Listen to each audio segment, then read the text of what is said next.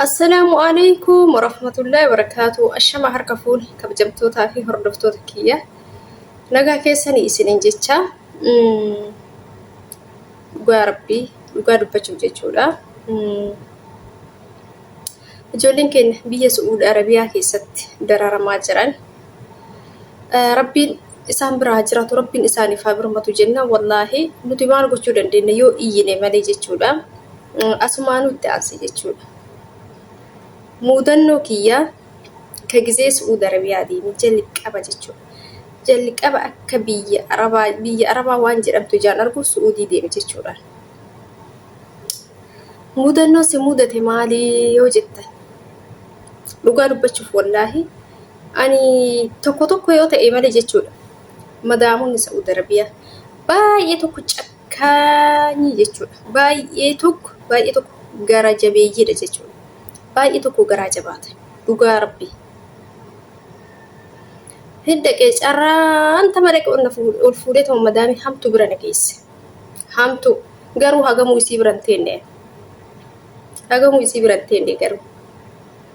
Waa takkan beeku yoo san bilbila hin qabu. Waa takkan qabu. Bilbila na dhoorgatte. Birri makiyyaanuu naa bitennaan bilbila naa bituu ditte. Sinii galee birri makiyyaanuu naa bitennaan bilbila naa bituu didde jechuudha. Hindiise. Bilbila eessaa naa bilbilan ganaa teelee na fidanii teelee naa dawwalan. Ji'atti al takka naa dawwalan. Ijoolleen keenya warri obsa dhabaa jirtanis akka obsa qabaattan akka waa irraa barattaniif mudannoo kiyya kana isinitti himaa jira jechuudha. Warri cunqursaa sadarkaa ga'aanaa keessa jirtan adaa warri ana caalaa cunqurfamee obsee dabarfatellee dhima jira jettanii gaafa isaan abdii horachaa deemtan jechuudha. Obsa horachaa deemtan jechuudha.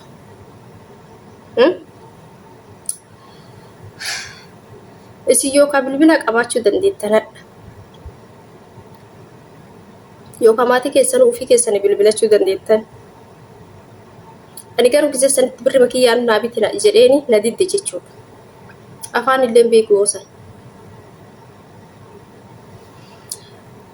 Namtittiin tun barsiistuudha. Hin barsiifti. Ganama sa'aatii 5tti kaati. Sa'aatii 5 isaanii jechuun akka kennaa sa'aatii 11 jechuudha. Obboroo. Fajrii salaata subii jechuudha. Sa'aatii san deemtii yoo galtu maal na gooti yoo galtu jechuudha. Galgala jechuudha. Galgala odoo hin deemin kana godhi kanas godhi girgiddaa dhiqinaa jettee deemti jechuudha. Girgiddaa manaa kanneen dhiqinaa jettee deemti. Girgiddaa manaa dheessiifti. Dhageettanii girgiddaa manaa kana guyyaan dhiqaa oolan isiniin jedha. Yoo dhufte hoo ka dhuftu sa'aatii 7tti guyyaa misaa irratti. Namittiin tun shaanxaa daftaraa kanneen odoo manaan seenin balbalarra lafaan dhoofte abaayaa achi mulqatte mataa kana gadhiistee mana keessa gadi jetti. Maal hojjettee dhaqootu na agarsiisinaa jetti. Kun agarsiisinaan jetti waan hojjette. Na hojii fiidi kan hojjedhe yoon jedhuun akkasitti quba isiitiin xarayti. Akkasitti quba isiitiin xarayitee ilaalti. Yoo quba isii irratti waa bayan yoom qulqulleessite naan jetti. Sooftiin akkasitti ilaalti jechuudha. Kana isin godhaa jirti madaamin keessa. Girgiddaa adii kana maal na gooti? Kilooriksii fi saamunaa oomoo uffataa kana waliin naqiitii girgiddaa kana isaan dhiqnaan jetti. Masalaalii ol bahi. Dhima dhiqe akkasuma dhiqe. Odoo isa dhiqu kaayoon akkanatti girgiddaa kana asii akkana dhiqu asii kilooriksii fi saamunaan kun asii harka kanarra ka gannayyaa harka kana qiqiinxee akkasuma kukkutee na fixeen isiniin jedha. Harka kiyya na qamaacessee. Akkasuma taa'aayyuu irra deebisaa kana dhiisiifti. Irra deebisaa na dhiisiifti. Kan dhiqe jedhu kan hin dhiqne irra deebii dhiqinaa jetti. Ishii malee hidhiin hin jiru ishii. Inshaallah. Okay. Bakka kana achi wanni biraa hin jiru.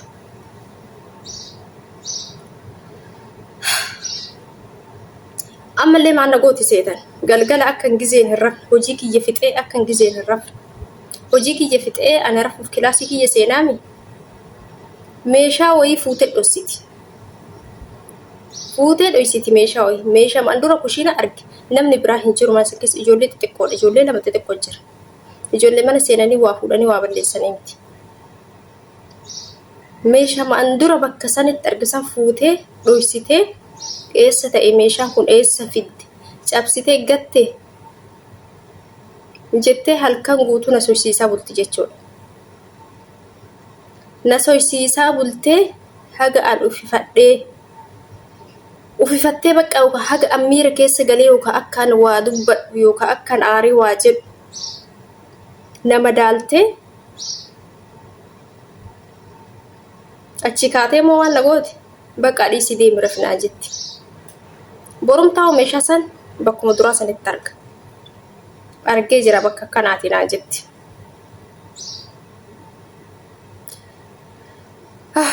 Majlisii kana saaloonii kana yoo qulqulleesseetiin ka'e hadha maal gooti? Firee timiraa kana fuutee makaddaa duuba keetti jechuudha. Firee timiraa kana fuutee makaddaa duuba keetti. Na yaamti. Qulqulleessitee atadha naa jetti. Een jedhaan. Qulqulleesse kaan een jedhaan. Yoom qulqulleessite kuni maali dhaqee ilaalimee as qabinaa jetti. Yoom qulqulleessite.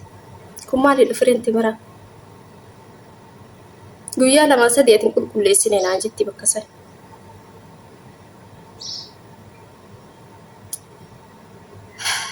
Wallaahi billaahi. Garaa kiyyan na gubateen isireen jedha. Garaa kiyyan na gubata ammallee yoo yaadadha. Odoo akka ammaa kana of beekeessira. Garuu maal godhuu danda'a ammallee yoo ta'e. Yookaan jalumaa miliqaa akkuma ta'e yookaan malumoo maladhachii baha malee. Ammallee gaafa fira bira deeman gaafa kamsaa galgala fira bira deeman. Mana firaa deeman. Jimaan rafti waan ta'eef kamsaa galgala achitti bakka galgala gizeef deemanii magriiba salaatanii deemanii bakka halkan achi turanii halkan qixxeeffaa dhufan. Halkan sa'aatii 8 7 dhufan. Gaafa kana kaa yoo dhuftee tana jette ani silaayyuu hirrafaa miraga sa'aatii 8 taa'u yoo arrafe hirribaana kaasti. Darajaa kana yoo ol baatu kana harkaan xaragaa ol baati. Kana harkaan xaragaa ol baati yoo harka isii irratti awwaarrooyii ta'e jechuudha. Harka isii irra awwaarrooyii yoo ta'e akkasi fuutee naffiddi jechuudha. Hirribaana kaaste kuni maali dhoon qulqulleessite naan jetti. Maaliif odoo rafini qulqulleessin naan jetti. Ani bahee jennaan ati fiidee kifilii keessatti raftee minaan jetti. Maal dubbadhaare ima jal'isa. Ima jal'isa. Bakka ishima jedhee qulqulleessuuf kaa hirriba. Garuu ishi jedhee waan ka'ee fuula ifaatiin bakka ishi jedhee waan ka'ee qulqulleessuu dhaqe bakka boruu ganama qulqulleessinaa jetti. Garuu yaaliin isiin godhaa jirtu maali? Ana jeequuf haa an dubbadhuuf haa awwaa jedhuuf yoo san rakkoo narraan ga'uuf jechuudha. Yookaan miidhaa wayii narraan ga'uuf yookaan na dha'uuf. Ijoolleen keenya yoo isaan sababa akkanaa kana barbaadan wallaahi isin ishii malee hi'iin jedhina. Obsaan isiniin jedha.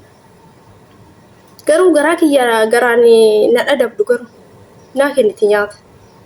Garuu hojiidhaan waan isiin na goote dhiiga na dhaabdin isiniin jedha. Dhiiga na dhaabde. Dhiiga na dhaabde. Macarashaa waan ijoolleen isii balleessan situ balleessinaan jetti. Isitu balleessitti abbaa manaa isiitii himti. Garuu namichi hin dubbatu. Amala isii waan beekuuf. Warri madaami hamtuu akkanaa bira jirtan obsaan dabarfadha. Obsaan. Ishii malee hin jedhina. Isii yeroo sanitti bakka isin barbaaddee yookaan isin dha'u hin jira shayxaanni yookaan isii bosawwasee gama isii yoo isin fide gama keessa yoo isii fide isii yeroo sanitti isii afoon bu'ina. Bakka hima qabbanaaya. Anatu itti dhufee malee isiin natti dhufne jedhaaf tasgabbeessa. Isiniin jedha buleeyyan kiyya. Kanaafi baay'ee ulfaata. Fatana hedduutu jira mana namaa. Kanaaf rabbiin isinaa eeguu bakka jirtanitti aga dandeettanii isinillee of eegan isiniin jedha buleeyyan kiyya yeroo baay'ee yoo isin lafumaa kaatee isin